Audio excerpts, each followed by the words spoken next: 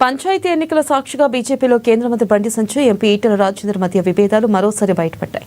గ్రామాల్లో సర్పంచ్ అభ్యర్థులుగా ఈటెల, బండి వేరువేరుగా బలపరిచిన అభ్యర్థులు పోటీలో నిలబడటం, ఈటెల వేరు బీజేపీ వేరు అన్నట్టుగా బండి వర్గం సోషల్ మీడియాలో పోస్టులు పెట్టడం చర్చనీయాంశమైంది. తాను బీజేపీ ఎంపీనని అవగాహన లేని పిచ్చోళ్లు పోస్టులు పెడుతున్నారంటూ ఈటెల కామెంట్స్ చేయడం హాట్ టాపిక్ గా మారింది. ఇదిలా ఉంటే హుజురాబాద్ సెగ్మెంట్ లో తొలిదశ పంచాయతీ ఎన్నికల్లోని ఇద్దరు నేతల మధ్య పంచాయతీ తీవ్ర స్థాయికి చేరింది. ఇక రెండో మూడో విడతల్లో పార్టీ బలపరిచే అభ్యర్థులు గందరగోళంలో పడ్డారు. ఇక దీనిపై మరింత సమాచారాన్ని మా ప్రతినిధి భవిత లైవ్ ద్వారా అందిస్తారు. భవిత, చెప్పండి, అసలుకి ఇటు పంచాయతీ ఎన్నికల్లో బీజేపీ ఓటమికి గల ప్రధాన కారణాలేంటి? అలాగే చూసుకున్నట్టయితే ఎందుకు ఇటు సంజయ్, ఎంపీ ఈటెల రాజేందర్ మధ్య విభేదాలు మరొకసారి బయటపడ్డాయి? దీనికి గల అసలు ప్రధాన కారణాలు ఏంటి? అప్డేట్స్ ఏంటి?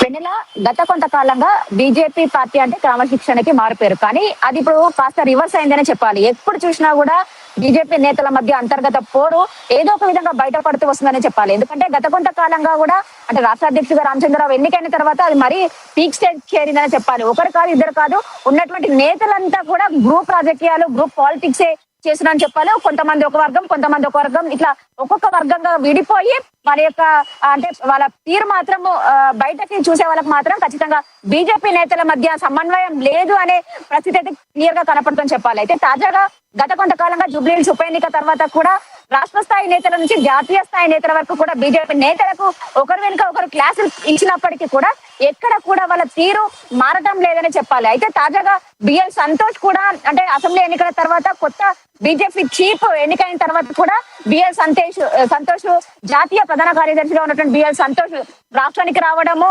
అంటే శివార్లో అంటే నగర శివార్లో ఒక మీటింగ్ ఏమో అక్కడ ఉన్నటువంటి నేతలందరికీ కూడా కొంత క్లాస్ పీకినట్టుగా చెప్పారు. ఎందుకంటే బీజేపీ నేతలంతా కూడా సమన్వయంగా పనిచేయాలి, బీజేపీ కోసం పనిచేయాలి, బీజేపీ వర్గంగా పనిచేయాలి తప్ప ఈటల వర్గం, బండి వర్గం, కిషన్ రెడ్డి వర్గం అంటూ కూడా ఎవరు పని చేయకూడదు. ఒకవేళ మీకు ఇష్టం ఉంటే ఉండండి, లేదంటే వెళ్ళండి బాస్ అంటూ కూడా వాళ్ళకు కొంత అంటే ఏవైతే వాళ్ళకు ఇష్యూ జారీ చేసేటువంటి పరిస్థితి కనబడుతుంది. అయితే ఈ నేపథ్యంలోనే బిఎల్ సంతోష్ ఇచ్చినటువంటి క్లాస్ సరిపోలేదంటూ కూడా తాజాగా ప్రస్తుతం పార్లమెంట్ సమావేశాలు జరుగుతున్న నేపథ్యంలో మోదీ అంటే ప్రధాని మోదీ వివిధ రాష్ట్రాల నేతలతో అంటే మీటింగ్లు నిర్వహించిన నేపథ్యంలో తాజాగా గురువారం కూడా సౌత్ రాష్ట్రాలకు సంబంధించి మీటింగ్ నిర్వహించారు. అందులో ముఖ్యంగా తెలుగు రాష్ట్రాలకు సంబంధించినటువంటి ఎంపీలందరితో కూడా మీటింగ్ నిర్వహించారు. అయితే ఈ మీటింగ్ లో ఏపీని చాలా ప్రశంసిస్తూ అంటే ఏపీలో పాలిటిక్స్ చాలా బాగున్నాయి, ఏపీకి కావాల్సినటువంటి నిధులన్నిటిని కూడా మంజూరు చేసుకుంటూ వాళ్ళ పాలన చాలా సాఫీగా కొనసాగుతుంటే తెలంగాణ రాష్ట్రానికి ఏమైందంటూ కూడా కొంత మోదీ అసహనం వ్యక్తం చేస్తూ బీజేపీ అంటే టీబీజేపీ నేతల పైన మండిపడ్డట్టుగా తెలిసింది. తాజాగా ఎందుకు గ్రూప్ పాలిటిక్స్ చేస్తున్నారు, ఒకరు చెప్తే వినరా, వినపడడం లేదా, ఎప్పుడు మీరు ఇలా పనిచేస్తూ పోతే ఎప్పుడు రాష్ట్రంలో అధికారంలోకి వస్తుంది బీజేపీ అన్నట్టుకు కూడా వాళ్ళ పైన కొంత ఆగ్రహం వ్యక్తం చేసిన సందర్భం కనబడుతుంది. అయితే తాజాగా అసెంబ్లీ ఎలక్షన్స్ ఏదైతే 2023 అసెంబ్లీ ఎలక్షన్స్ బీజేపీకి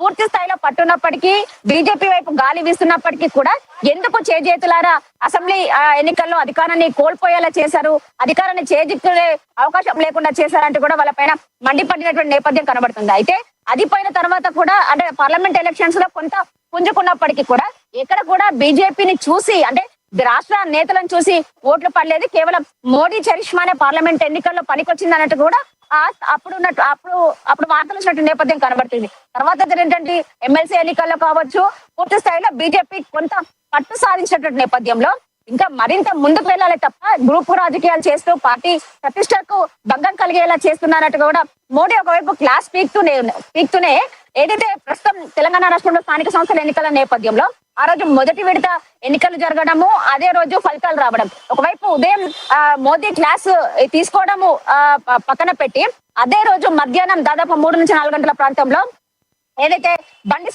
బండి సంజయ్ కి సంబంధించినటువంటి వర్గం కూడా పూర్తి స్థాయిలో మరొకసారి వాళ్ళ యొక్క విభేదాలను, వాళ్ళ యొక్క విమర్శలను బయట పెట్టిన నేపథ్యం కనబడుతుంది. ఒకవైపు జాతీయ స్థాయి నాయకులు మోదీ కూడా క్లాస్ తీసుకున్నప్పటికీ కూడా మీరెంత అన్నట్టుగా కూడా వాళ్ళ యొక్క తీరు కనిపిస్తున్న నేపథ్యం కనబడుతుంది. అయితే మొదటి విడత ఎన్నికలకు సంబంధించి స్థానిక సంస్థల ఎన్నికలకు సంబంధించి ఏదైతే హుజురాబాద్ నియోజకవర్గానికి అయితే కరీంనగర్ పార్లమెంటు స్థానంలో హుజురాబాద్ నియోజకవర్గానికి సంబంధించి ఒక కమలాపురం మండలం సంబంధించి ఏదైతే